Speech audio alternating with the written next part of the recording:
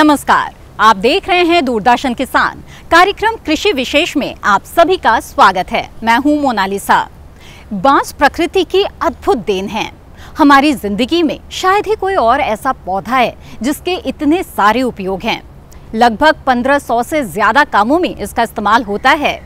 बांस की उपयोगिता के कारण ही इसे हरा सोना कहा जाता है। आज हम कृषि विशेष में आपके लिए बांस से जुड़ी कुछ रोचक जानकारियां लेकर आए हैं। आज हम इस कार्यक्रम में बांस की खेती, कारोबार की स्थिति और साथ ही बांस को बढ़ावा देने के लिए चलाई जा रही सरकारी योजनाओं के बारे में जानेंगे। तो आइए देखते हैं बेमिसाल बांस।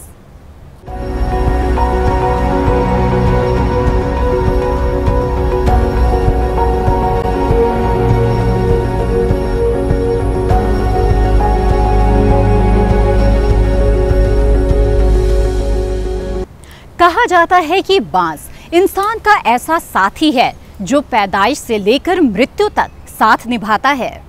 आपको ये जानकर हैरानी होगी कि बांस वायुमंडल से 66% ज्यादा कार्बन डाइऑक्साइड खींचता है और उतना ही ऑक्सीजन छोड़ता है। आइए बांस को थोड़ी और गहराई से जानने की कोशिश करते हैं।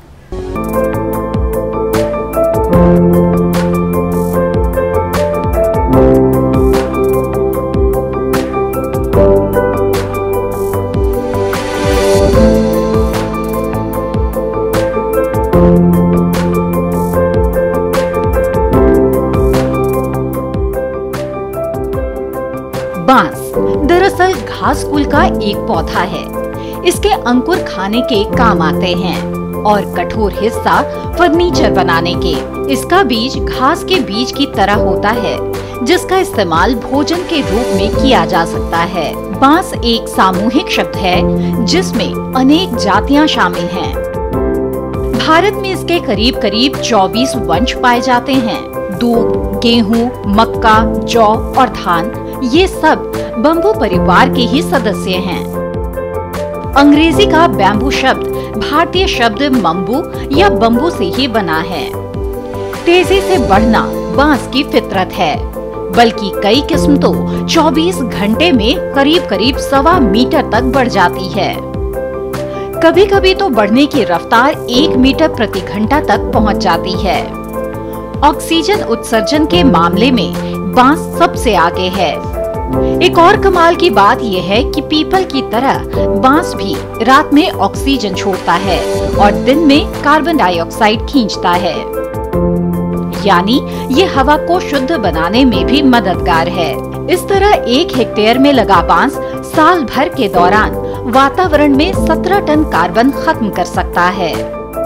अगर आप 18 मीटर का पेड़ काटने के बाद उतना ही ऊंचा दूसरा पेड़ उगाना चाहें, तो आपको 30 से 60 साल लगेंगे, जबकि 18 मीटर ऊंचा दूसरा बांस महज 59 दिनों में वापस उगाया जा सकता है। उष्णकटिबंधीय से लेकर पूर्वी एशिया तक, पूर्वी एशिया से लेकर उत्तरी ऑस्ट्रेलिया तक, भारत और हिमालय से लेकर अफ्रीका के उप सहारा क्षेत्रों तक, अमेरिका से लेकर अर्जेंटीना और चिली तक ज्यादातर जगहों पर बांस के जंगल पाए जाते हैं। ये वनीय पौधा है जो अच्छी कमाई दे सकता है। आप चाहें तो इसकी खेती भी कर सकते हैं। बांस के रकबे के मामले में भारत पहले पायदान पर है। यहाँ करीब 1,40,00,000 हेक्टेयर जमीन पर बांस लगे हैं। वन क्षेत्र के 13% हिस्से पर आपको बांस ही बांस दिखाई देंगे, लेकिन उत्पादकता में हम काफी पीछे हैं। फिलहाल 1 हेक्टेयर में 1 से 3 टन ही उपज हो सकती है। इस तरह हमारे देश में 1.5 करोड़ टन के आसपास ही उत्पादन हो रहा है। इसमें भी सबसे ज्यादा 65% हिस्सेदारी अकेले पूर्वोत्तर की है। पूर्वोत्तर के अलावा ओडिशा, मध्य प्रदेश, छत्तीसगढ़, महाराष्ट्र, आंध्र प्रदेश और तमिलनाडु बांस उपज के मामले में प्रमुख स्थान रखते हैं। बांस प्रदूषण रहित ईंधन भी है, क्योंकि ये जलने पर बहुत कम कार्बन डाइऑक्साइड का उत्सर्जन करता है। दुनिया भर में बांस की लगभग 1300 किस्में पाई जाती हैं। अकेले भारत में 136 किस्में हैं, जिनमें 125 देसी और 11 विदेशी हैं। लेकिन सिर्फ 10 किस्मों की ही वाणिज्यिक उपयोग के लिए पहचान हो पाई है। वैसे तो बांस 4 साल में ही परिपक्व हो जाता है, लेकिन कुछ किस्में कई दशक में तैयार होती हैं। विशेषज्ञों का मानना है कि 7 साल से पहले बांस की कटाई नहीं करनी चाहिए।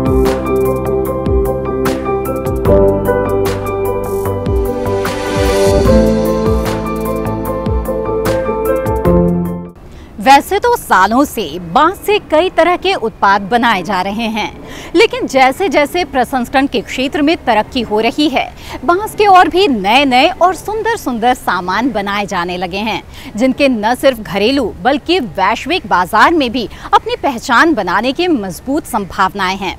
ऐसे में किसान नई तकनीक और आधुनिक प्रणाली को अपनाकर बांस से और भी ज्यादा मुनाफा कमा सकते हैं।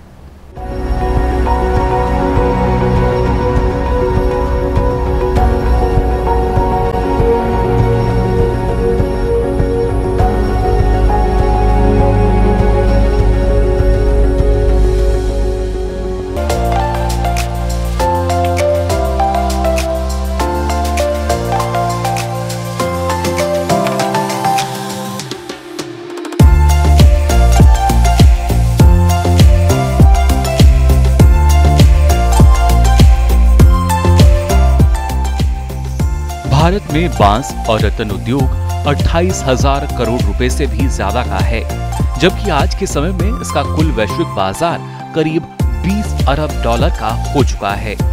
आपको ये जानकर हैरत होगी कि विश्व के 30% बांस संसाधन अकेले भारत में हैं।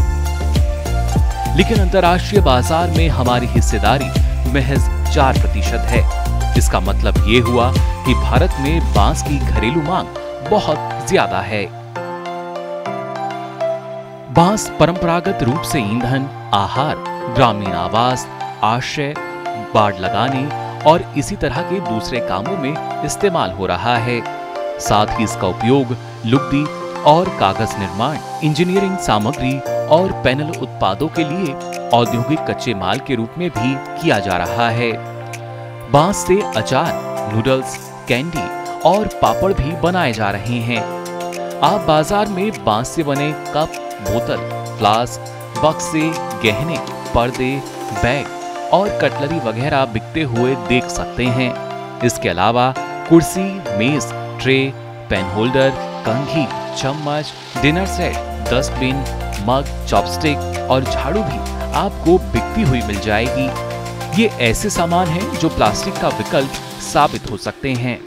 ये ऐसे सामान हैं जो प्लास्टिक का विकल्प साबित हो रहे हैं। एसोचैम के मुताबिक बांस को अगर लकड़ी के विकल्प के तौर पर इस्तेमाल किया जाए तो भारत सरकार को हर साल लगभग 7,000 करोड़ रुपए की बचत होगी। दूसरी ओर प्रोटीन, कैल्शियम और फाइबर की वजह से ये सेहत के लिए भी फायदेमंद है। बांस अंदर से खोखला होता है, इसलिए ये पाइप के रूप में भी इस्तेमाल हो रहा है। कई जगह तो सिंचाई का पानी कठिन जगहों तक पहुंचाने में बांस का सहारा लिया जाता है। बांस में 5 करोड़ लोगों को रोजगार देने की क्षमता है, खासतौर से ऐसे गरीब लोग जिनका जीवन जंगलों से जुड़ा है। भारत में एक तो बांस की पैदावार कम है और दूसरे ज्यादातर बांस वनों में पाए जाते हैं। यही वजह है कि हमारे देश में ये मूल्य श्रृंखला का हिस्सा नहीं बन पा रहा। दूसरी ओर कम पैदावार की वजह से भारत को अपनी जरूरतों का लगभग आधा बांस विदेशों से आयात करना पड़ता है। 2015-16 में 1 अरब 48 करोड़ 63 लाख, जबकि 2016 और 17 में 2 अरब 13 करोड़ 65 लाख रुपए का बांस आयात करना पड़ा था। इसका मतलब ये हुआ कि हमारे देश में बांस के लिए बेहतर संभावनाएं मौजूद हैं। बस जरूरत है इसका उत्पादन बढ़ाने और सही मूल्य श्रृंखला स्थापित करने की। दूसरी ओर कृषि वानिकी से हासिल किया गया बांस बायो एनर्जी के रूप में इस्तेमाल हो सकता है। 1 किलो बांस से 1 घंटे में गैसीफायर के जरिए करीब 1500 वाट बिजली पैदा की जा सकती है। दूसरी ओर असम के नुमालीगढ़ रिफाइनरी लिमिटेड ने बांस से एथेनॉल बनाने के लिए फिनलैंड की एक कंपनी से हाथ मिलाया है। एक अनुमान के अनुसार हम अपनी क्षमता का महज 10% ही बांस उपयोग कर पा रहे हैं, जबकि जानकारों का मानना है कि ये लकड़ी का बेहतर विकल्प भी साबित हो सकता है। यानी बांस से लकड़ी के उपयोग में कमी लाई जा सकती है, जिससे हमारे बेशकीमती वनों को बचाया जा सकेगा।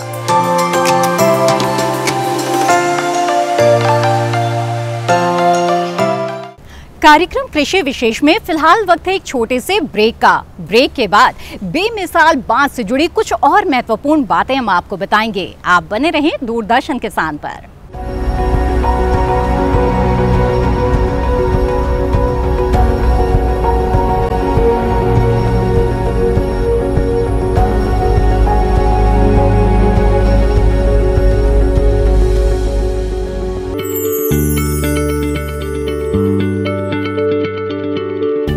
क्या आप किसी बीमारी से परेशान हैं? चाहते हैं डॉक्टर की सलाह? तो हम हैं आपके साथ। बताएंगे आपको जीने की राह। समस्याएं आपकी, समाधान देश के मशहूर विशेषज्ञों के। घर बैठे बात करें देश के जाने माने डॉक्टरों से। हमारे लाइव प्रोग्राम स्वस्थ किसान में हर शनिवार शाम 6 बजे से 7 बजे तक। खुशहाल होंगे खेत, पशु भी रहेंगे स्वस्थ, सरकारी स्कीम का होगा लाभ, जब एक्सपर्ट्स का मिलेगा साथ, किसानों के सवाल, विशेषज्ञों के जवाब, अब सिर्फ एक फोन कॉल पर। देखिए अपना खास प्रोग्राम। हमारे टोल फ्री नंबर हैं 1800-113060, 1800-113061। हेलो किसान, सोमवार से शुक्रवार शाम 6 बजे सिर्फ दूरदर्शन किसान पर।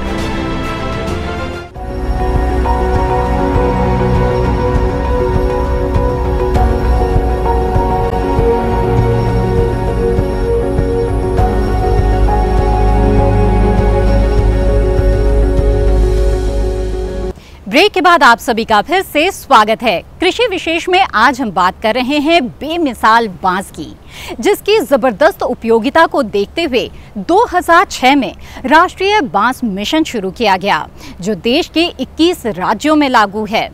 इतना ही नहीं, बांस को बढ़ावा देने के लिए और इसके कारोबार की स्थिति को और भी मजबूत करने के लिए सरकार ने कई और अहम कदम उठाए हैं। आइए इन पर डालते हैं एक नजर।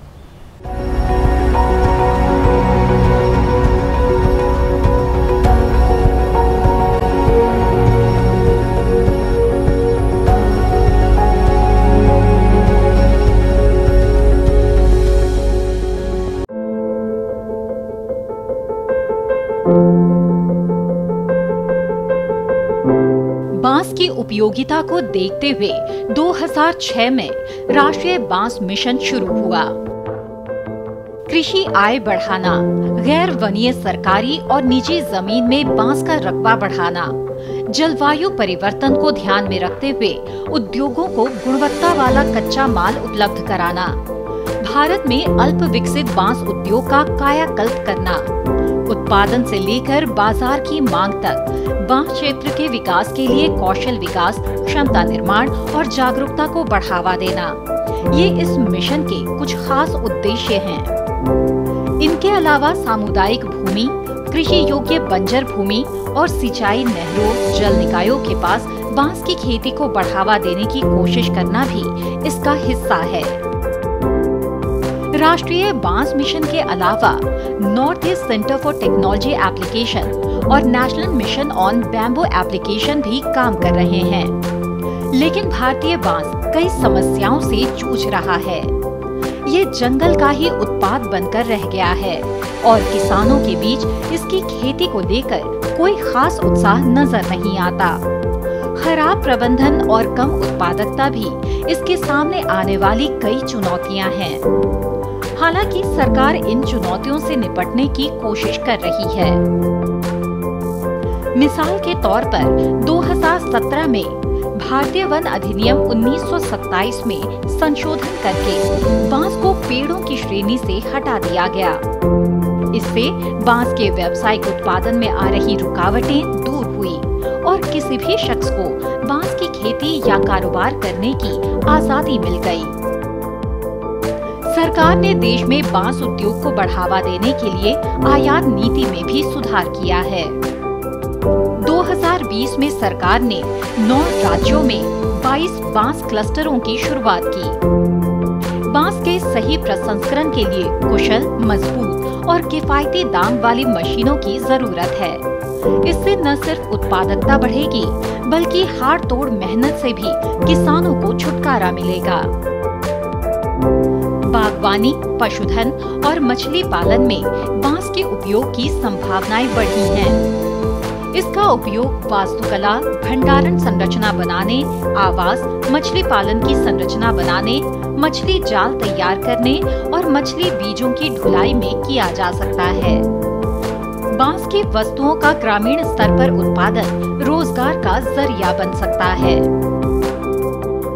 राष्ट्रीय बांस मिशन और गवर्नमेंट ई मार्केटप्लेस मिलकर बांस के सामानों के विपणन के लिए JEM पोर्टल पर एक समर्पित विंडो जून 2021 में शुरू हुई। विंडो का नाम द ग्रीन गोल्ड कलेक्शन रखा गया। इसके अलावा 2018 से 2021 के बीच 15,000 हेक्टेयर पर व्यावसायिक रूप से महत्वपूर्ण बांसों की पौध लगाई गई और किसानों को गुणवत्तापूर्ण पौधरोपण सामग्रियां उपलब्ध कराने के लिए 329 नर्सरियों की स्थापना की गई। साथ ही राष्ट्रीय बांस मिशन के तहत 79 बांस बाजार बनाए गए। सरकार ने अगरबत्ती के लिए किए जाने वाले कच्चे माल के आयात को आयात शुल्क मुक्त श्रेणी से हटाकर प्रतिबंधित श्रेणी में डाल दिया और जून 2020 में इस पर आयात शुल्क बढ़ाकर 25% कर दिया।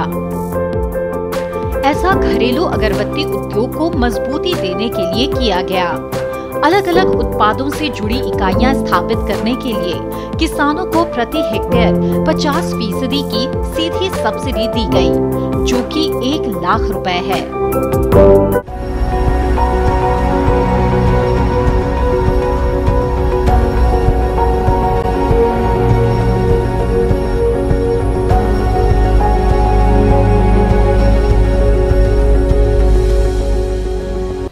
बांस एक ऐसा पौधा है जिसे जीवन में सिर्फ एक बार लगाइए और 40-50 सालों तक मुनाफा कमाते रहिए। जी हाँ, ये इतने सालों तक जिंदा रहता है और हर बार कटाई के बाद फिर तेजी से विकास करता है।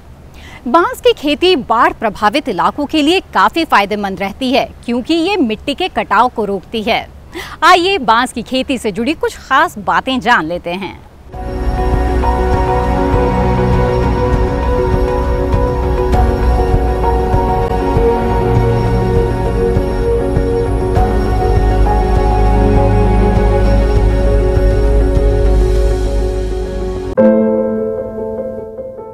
भारत में कश्मीर की घाटियों के अलावा कहीं भी बांस की खेती हो सकती है।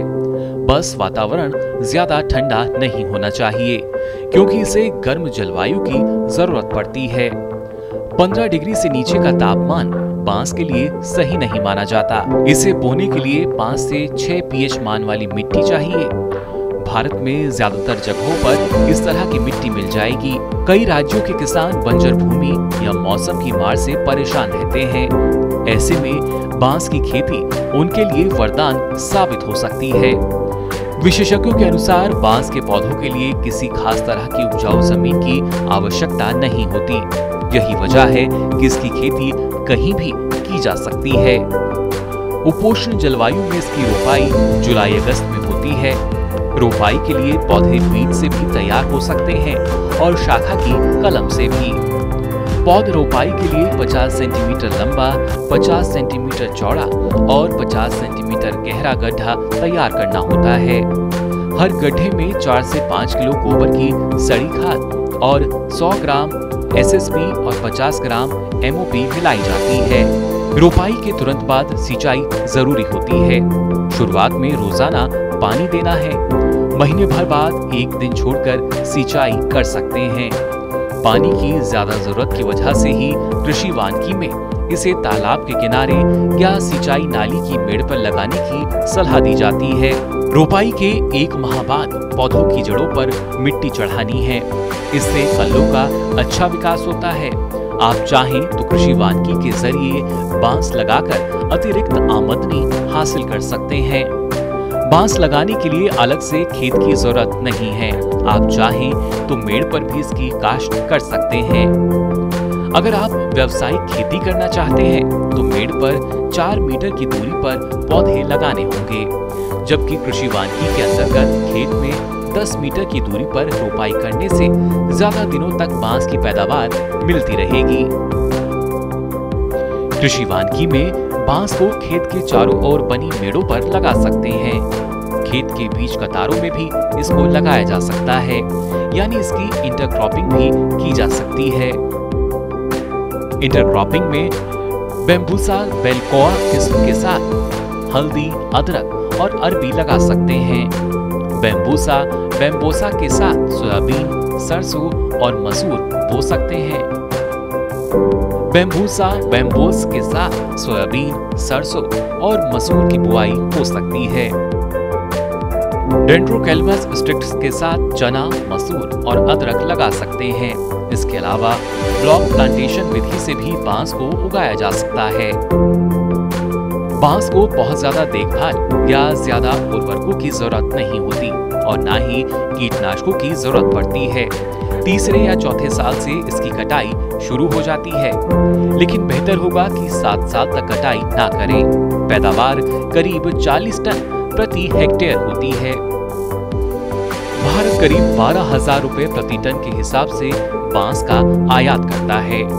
सरकार आयात को कम करना चाहती है। यही वजह है कि एक पौधे पर 120 रुपए का अनुदान सरकार की ओर से दिया जा रहा है। गुजरात और महाराष्ट्र जैसे राज्यों ने इस सब्सिडी का अच्छा उपयोग किया है। देश में एक बड़ा रकबा ऐसा है जहां फसलों की खेती नहीं हो सकती, लेकिन बांस का उत्पादन ऐसी जगहों पर भी किया जा सकता है।